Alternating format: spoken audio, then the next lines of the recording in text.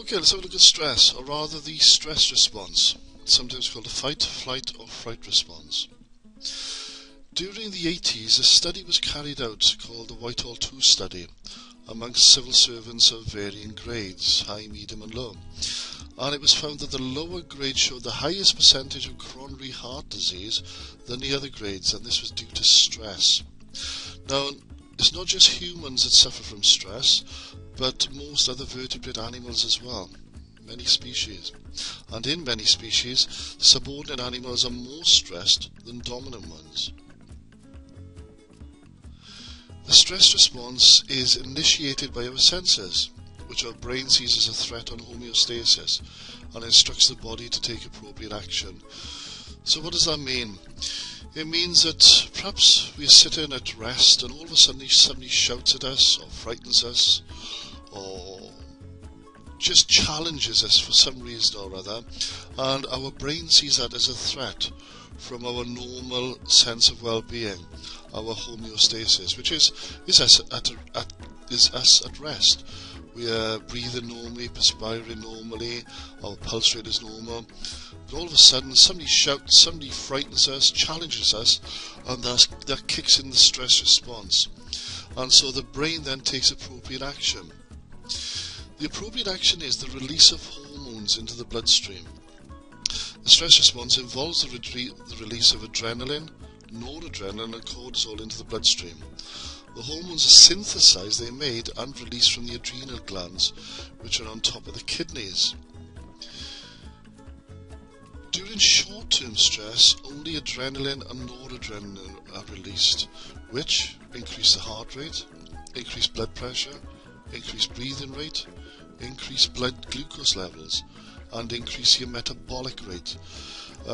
We normally, if we're at rest, our basal metabolic rate is at rest. Again, we're not breathing quickly, we're not perspiring, we're just at rest. But when the metabolic rate is increasing, we tend to tick over a bit more quickly. It decreases the digestive activity, decreases excretory activity, and decreases the reproductive activity. During long-term stress, apart from adrenaline and noradrenaline, two other hormones are released, and these are cortisol and aldosterone. Now these almost have a double whammy effect, as well as the adrenaline and noradrenaline. First of all, aldosterone increases the salt and water retention, increases the blood volume, which increases the blood pressure. Cortisol increases blood glucose levels, increases catabolism of fat and protein, decreases inflammatory response and decreases immune response. Now what cortisol is doing is trying to increase the blood glucose levels even further for energy. I'll explain about that in a minute. Now one of the things it does is to break down, as catabolizes or catabolism, of fat and protein, turning the fat and protein into further glucose. But in doing so, particles of fat and protein start to flow around the bloodstream. They become dislodged, and these stick to arterial walls as atherosclerotic plaques and start to block up the arterial walls, causing coronary heart disease. Cortisol also decreases inflammatory response. Now, if we have an injury or a cut, the inflammatory response is our immune system kicking in straight away. You'll get a lot of pain, inflammation, tenderness, itching, a lot of heat, redness around the injury, and that's really the body's self-defense mechanisms starting to repair the wound and destroy any bacterial infection that might have come into contact with the wounds. So cortisol actually slows that down. It also decreases the immune response, so you're more susceptible to catching other diseases or disorders. The overall effect of the stress response is to shunt blood away from the skin, digestive system and major organs and send it to the brain, heart and skeletal muscles in readiness to flight or fright or fight. The glucose in the blood level provides the energy required for that response. Obviously this response has evolved with us over tens of thousands of years. if you can imagine, perhaps many years ago, as hunter-gatherers, we walked through the forest or through the jungle, and all of a sudden a bear or a lion jumped out to challenge us. That our brain saw as a challenge. What should we do? Should we stay and fight, or should we run off? And that's what happens. The hormones actually increase the blood glucose levels, which increases the energy, and sends that energy, sends the glucose to the leg muscles, to the arm muscles, in readiness to either run off or to fight. So that's where stress really evolved from. Short-term stress is an effective method of coping with a short-term crisis. It enhances alertness. It increases memory formation. It activates the immune system. So as I mentioned earlier, not short-term, I said stress is good for you. And this is the stress that is good for you, short-term stress. Scientists have found that it is a good method of coping with a short-term crisis.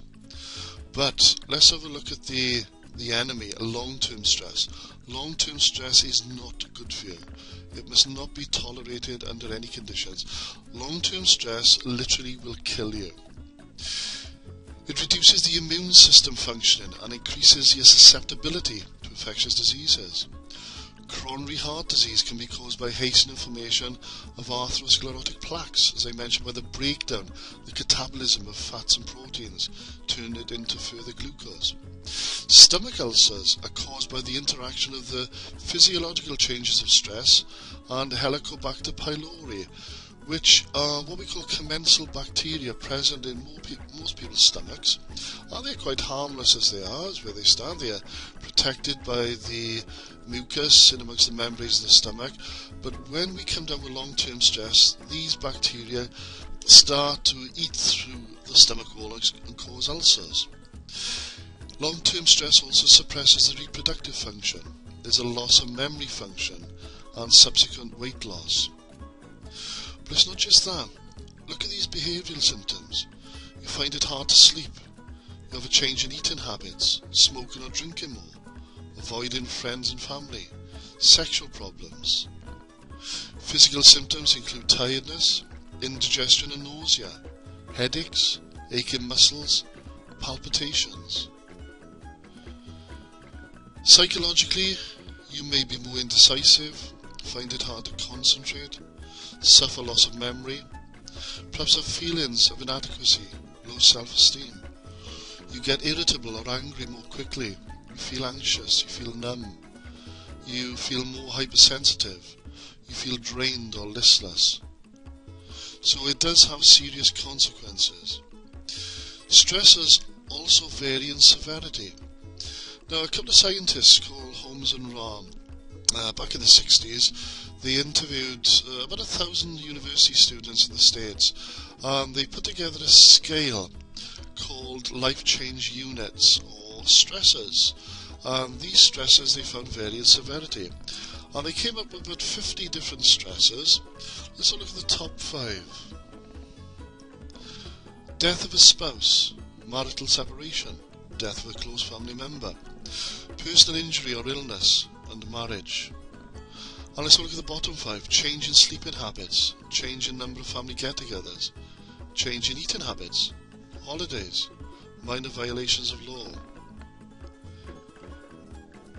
Stress levels within the workplace can be reduced, first of all by good job design, good working conditions, good feedback and communication, support for employees at risk, and a way of chilling out at the end of a day's work, healthy lifestyles and relaxation.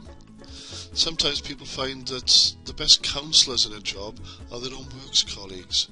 Talking out their job at the end of a day can be a good pressure releasing valve, because those stresses, never mind what the stressor is, whether there's a customer that has shouted at you or raised their fist to you during the day's job, or possibly being bullied at work by a supervisor, all these are stresses and can result in long-term stress. But people find by talking out these stresses or talking through the stresses with other colleagues, it can be like a pressure release valve and help to reduce the stress. Y'all still want me to come with you?